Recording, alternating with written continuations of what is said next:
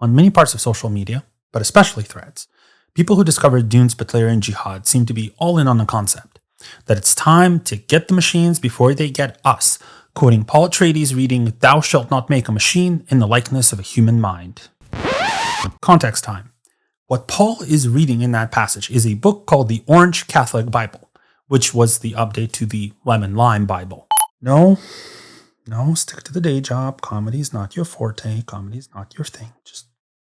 The Orange Catholic Bible was an attempt to combine all of Earth's major religions, something like 10,000 years in the future, just after the war with machines called, yes, the butlerian jihad. Paul is reading what is essentially religious propaganda 10,000 years after that. Yeah, the events in Dune actually takes place about 20,000 years from now. And it's not just Space Hamlet. Okay, fine, it sort of is.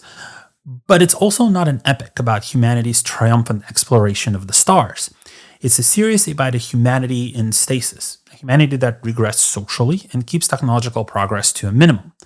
Paul is a noble in a stagnant feudal society with spaceships, which hasn't really changed much since the text that he's reading was first drafted. He's also not a hero, even though a lot of people see him as such because he's the protagonist, which annoyed Frank Herbert so much so he had to quickly write Messiah of Dune, where Paul pretty much calls himself Space Austrian Mustache Man and notes that the death toll of World War II and all of its associated atrocities is just a rounding error compared to his reign of interstellar terror. And his son Leto II is a monster, literally and figuratively.